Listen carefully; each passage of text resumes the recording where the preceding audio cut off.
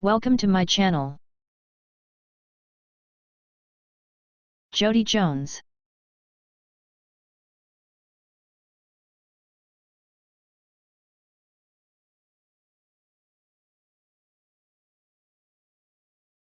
Jodi Jones was aged 14 and lived in Dalkeith, Scotland. Dalkeith was a quiet, peaceful town where nothing ever happened. However, this would all change on June 30, 2003, when the town was the place of a brutal, horrific murder. It was around 5 p.m. on June 30, 2003, when Jodi left her home and went out to meet her boyfriend, Luke Mitchell, as they had arranged.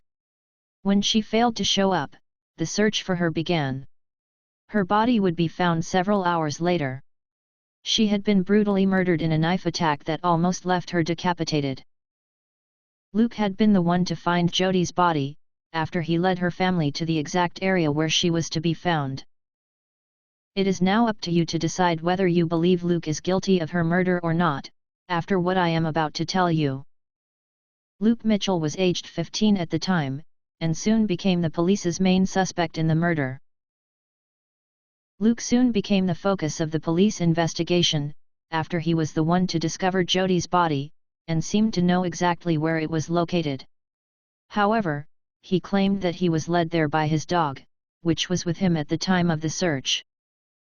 Luke denied any involvement in Jodi's murder, and said he had been at home cooking dinner with his mother at the time the murder is believed to have taken place. Luke would go on to be arrested a few months later for Jodi's murder, even though there was no DNA evidence linking him to her murder. What seems to be disturbing is that there was other male DNA found at the crime scene, which did not belong to Luke Mitchell. A used condom was found near to Jodi's body, but it seems that nothing ever came of this DNA evidence. DNA evidence was also found on Jodi's t-shirt, but again, nothing ever came of this. It seems that this DNA evidence was quickly eliminated, and the police seemed to be focused on Luke as the murder suspect, even though there was nothing linking him to the murder. A witness even came forward to say that his friend Mark Kane had been to see him after the murder, and he had large scratches on his face. He also lived near to the area the body was found, and was known to carry a knife wherever he went.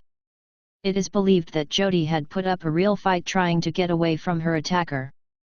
But again, he was ruled out as a suspect.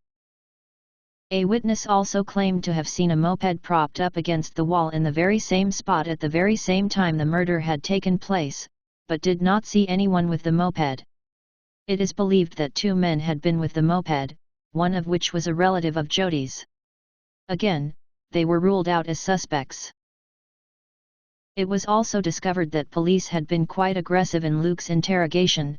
It seems that they believed he was guilty of the crime and wanted him to confess. However, Luke continued to deny any involvement in the murder, and would not confess to something he did not do. His house was searched, but no murder weapon or bloody clothes were found. The police strongly believed that his mother had helped him dispose of these items, and had helped Luke cover up the murder. It was also found that Luke had been obsessed with the devil, and by the Black Dahlia murder case which took place in 1947. Luke would go on to be charged with Jodi's murder, even though there was no evidence linking him to the murder. He was convicted of Jodi's murder in January 2005 and sentenced to 20 years in prison. At Jodi's funeral, Luke was asked to stay away by her family, especially because of all that was happening. There are many who believe he is innocent of Jodi's murder, especially as no evidence was found, and no confession was given. The case was entirely circumstantial. Luke continues to deny any involvement in Jodi's murder and maintains his innocence. Luke's mum continues to fight for an acquittal. Luke is currently at Shotts Prison, and is now nearing the end of his sentence. Police still continue to say that it was Luke Mitchell who killed Jodi Jones. If Luke did indeed kill Jodi, then the family got the justice they deserved, but if he is indeed an innocent man, then that means, there is someone out there still who got away with murder. I will leave it up to you to decide what you believe to be true in this case. What we must not forget is that an innocent young girl of 14 was brutally attacked that evening and lost her life. We forever remember Jodi and her family in this tragic case. Thank you for watching.